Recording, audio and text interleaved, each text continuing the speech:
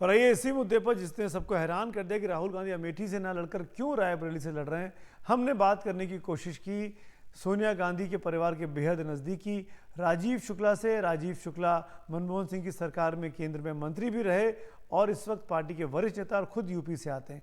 पहला सवाल राजीव जी जो आपसे मैं जानना चाहता हूँ यही कि अमेठी से पार्टी ने उनको क्यों नहीं लड़ाया। आपके लोग कह रहे हैं कि ये एक मास्टर स्ट्रोक है, लेकिन बीजेपी कह रही है कि यह मजबूरी का फैसला है, राहुल गांधी तो रणछोड़ हो गए हैं। देखिए, मेरी समझ में नहीं आ रहा कि आपको रायबरेली को क्यों आंक रहे हैं। रायबरेली से राहुल गांधी के दादा लड़े, दादी लड़ी, माँ लड़ी। वो सीट पारिवारिक सीट रायबरेली पहले थी, अमेठी तो बाद में हुई। अमेठी की शुरुआत तो संजय जी से शुरू हुई थी और फिर राजीव गांधी जी वहां से लड़े थे। लेकिन रायबरेली तो एकदम पैतृक सीट है, जहां से इंदिरा जी, फिरोज गांधी जी और इसके बाद जो है जितने कांग्रेस के लीडर थे,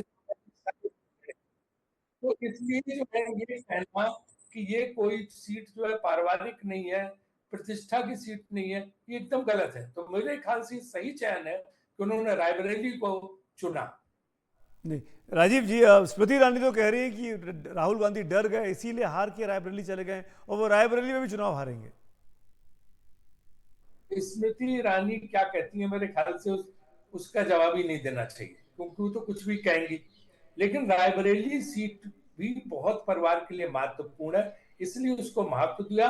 और अमेठी सीट पर उस व्यक्ति को लड़ाया, केएल शर्मा को, जो पिछले 35 साल से अमेठी में काम कर रहे हैं, अमेठी के घर घर को जानते हैं, गांव गांव को जानते हैं, व्यक्ति व्यक्ति को जानते हैं। और वो जो है ऐसी कड़ी टक्कर देंगे कि स्मृति जी को पता चलेगा कहां फंस गई। वो कार्यकर्ता कार्यकर्ता को की सीट दी गई है, तो वो सम्मान भी दिया और स्वयं राहुल जी यहां से आए। राजीव जी, प्राइम मिनिस्टर ने भी हमला किया और कहा कि सोनिया, उन्होंने पहले ही कहा था कि सोनिया गांधी इस बार चुनाव नहीं लड़ेंगी। राहुल गांधी पर भी उन्होंने हमला किया। जवाब पूरा है। मैं बड़ा सम्मान करता हूं माननीय प्रधानमंत्री जी का, लेकिन मुझे लगता है कि सोनिया जी के बारे में उन्हें ऐसे नहीं बोलना चाहिए। लाल कृष्ण आडवाणी भी राज्यसभा में रहे, उनके पार्टी अध्यक्ष जेपी नड्डा भी राज्यसभा में है गुजरात से, राजमाता सिंधिया राज्यसभा में रही, और तो और सुषमा स्वराज, अरुण जेटली राज्यसभा में रहे। तो क्या सब डर के मारे भाग गए थे राज्यसभा? आप अपने नेताओं का अपमान क्यों कर रहे हो? अटल जी का अपमान क्यों कर रहे हो? अडवाणी जी का अपमान क्यों कर रहे हो? सिर्फ सोनिया जी के खिलाफ एक पॉइंट स्कोर करने के लिए, बात बनाने के लिए, उनकी आलोचना करने के लिए आप अपने नेताओं के लिए भला बुरा कह रहे हो। आपका तो आधा नेतृत्व तो राज्यसभा में ही रहा है। तो मेरे ख्याल से ये सोनिया जी पे नहीं बोलना चाहिए। रही बात भागने की, भागी नहीं, वो लगातार सारे लोकसभा चुनाव लड़े। पहली बार यह है कि आपको पता है कि सोनिया जी मतलब कैंपेन करना मुश्किल होता है, वो इतनी डस्ट इन सब को बड़ी तकलीफ होती, इसलिए हम सब लोगों ने उनसे रिक्वेस्ट की कि आप राज्यसभा में, तब वो राज्यसभा के लिए तैयार हुई। कोई कभी भागी नहीं, तो कितने चुनाव लड़ी और जीती है। उनको ये कहना कि भाग गई, मेरे ख्याल से उचित नहीं। और कौन भाग गया? राहुल जी दो दो जगह चुनाव लड़ रहे, वो कोई भाग गए क्या? वो वायनाड दक्षिण से भी लड़ रहे हैं, उत्तर से भी लड़ रहे हैं, क्योंकि कांग्रेस दक्षिण से उत्तर तक हर तरफ, तो वहां से तो भाग कौन गया? कोई नहीं भागा, सब लड़ रहे हैं। हमारे दो दो लोग राज्यसभा में फिर भी लड़ रहे हैं, केसी वेणुगोपाल जो संगठन मंत्री और दिग्विजय सिंह। तो कांग्रेस का कोई नेता भागा नहीं है लड़ के, सब मजबूती से लड़ रहे हैं। राजीव जी, अब ये बात बताइएगा, राहुल गांधी दोनों सीटें जीत गए जो सबसे बड़ा असमंजस है, वायनाड भी जीत गए, रायबरेली भी जीत गए, तो कौन सी सीट छोड़ेंगे भाई वो? ये मेरे ख्याल से पूरी तरह से वो तो दोनों सीट पर जीतेंगे ही, लेकिन यह है कि ये चीज राहुल जी पे छोड़ देना चाहिए, किस सीट को रखना चाहते हो, किस सीट को छोड़ना चाहते हो, ये निर्णय उनके ऊपर छोड़ना चाहिए। मुझे लगता है इस मामले में अटकलबाजी नहीं करनी चाहिए।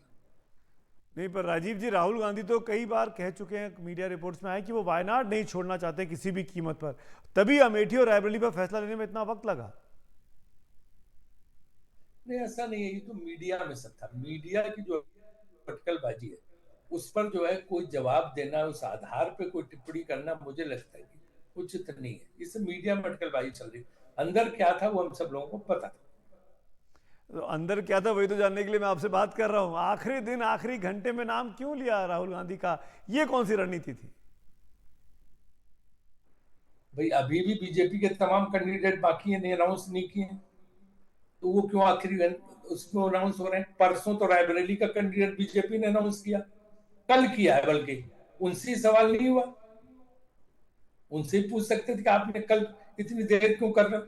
तो ये तो अभी आखिरी चरण के चुनाव है या छठे चरण के चुनाव है या पांचवें चरण के चुनाव, तो जब जब तक वो घोषित नहीं होता जी नोटिफिकेशन को, लास्ट डे ऑफ नॉमिनेशन, तब तक कैंडिडेट घोषित हो सकते हैं। राजीव जी, बीजेपी के नेता जुड़ेंगे, उनसे हम सवाल पूछ लेंगे कि आपने क्यों टाइम लगाया, लेकिन आप अपना बताइए ना कि आखिरकार ये कौन सी रणनीति थी। पहले दिन अगर नाम घोषित कर देते तो 1.5-2 महीने का कैंपेन आपका तैयार हो गया होता, माहौल गर्मा गया होता।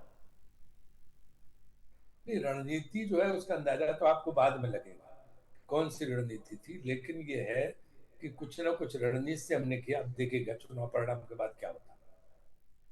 जी, ये बताइए कि प्रियंका गांधी क्या चुनाव नहीं लड़ेंगी, कभी नहीं लड़ेंगी? देखिए, प्रियंका जी पूरे देश में चुनाव प्रचार कर रहे हैं और उनकी उनकी मीटिंग में लाखों की भीड़ उमड़ रही है। तो हमें एक बड़ा स्ट्रांग कैंपेनर भी तो चाहिए जो पूरे देश में चुनाव प्रचार कर सके। और जिस तरह का वो भाषण दे रहे हैं, भाषण जनता के दिलो दिमाग में छा जा रहा है। कल जैसे जब राजीव गांधी पे जो हमला भाजपा ने किया था, जो इंदिरा गांधी की संपत्ति हथियार है, तो उसका जो जवाब प्रियंका जी ने दिया, आज बीजेपी को उसका जवाब देते नहीं बन पा रहा। तो जो बोल नहीं है, उनकी बोलने की भाषण का जो प्रभाव है, जो शैली है, और जिस तरह उनके इसमें भीड़ उमड़ रही है, इसलिए पार्टी ने तय किया कुछ चुनाव प्रचार करेंगे सब जगह। नहीं, स्ट्रॉन्ग कैंपेनर तो नरेंद्र मोदी भी वो चुनाव लड़ रहे हैं, अमित शाह भी चुनाव लड़ रहे हैं, हर आदमी चुनाव लड़ता है। लेकिन चलिए छोड़िए, बताइए कि प्रियंका गांधी, क्या राहुल गांधी जो चुनाव जीतने के बाद एक सीट खाली करेंगे, उपचुनाव होगा, वहां से लड़ेंगी क्या आगे जाकर? देखिए, राजनीति में किसी भी संभावनाओं को नकारा नहीं जा सकता। राजनीति में कुछ भी हो सकता है। पत्रकार भी चुनाव लड़ सकते हैं, कल को आप आए तो आप भी लड़ सकते हैं। चुनाव लड़ने पे किसी को रोक नहीं, लेकिन ये है कि ये राजनीतिक संभावना कभी किसी के लिए भी हो सकती है। तो पार्टी निर्णय करेगी और वो स्वयं निर्णय करेंगे उनको लड़ना है कि नहीं लड़ना है। लेकिन पार्टी के लिए पूरा रात दिन काम कर रही है। राजीव जी, आप पत्रकारों के कोटे से आप चुनाव लड़ चुके हैं, नेता बन चुके हैं और मंत्री बन चुके हैं। ये आप ही को मुबारक हो, मुझे बख्श दीजिए, मुझे चुनावों में नहीं आना भाई। नहीं नहीं, अभी बहुत क्यों, और अरविंद शौरी नहीं बने थे, कुलदीप नैयर भी राजनीति में आए थे, राज्यसभा में रहे थे, कई पत्रकार भी आए। ये बताइए आप किशोरी लाल शर्मा के बारे में, उनके नामांकन में कोई बड़ा नेता नहीं दिखा वहां पर, क्यों? देखिए, प्रियंका जी वहां गई, यही बहुत बड़ी बात। अशोक गहलोत जी वहां गए, वही बड़ी बात। दोनों बड़े नेता नहीं, और नामांकन में सिर्फ 5 लोग अलाउड होते हैं अंदर। चलिए, शुक्रिया राजीव शुक्ला, हमसे बात करने के लिए, वक्त निकालने के लिए।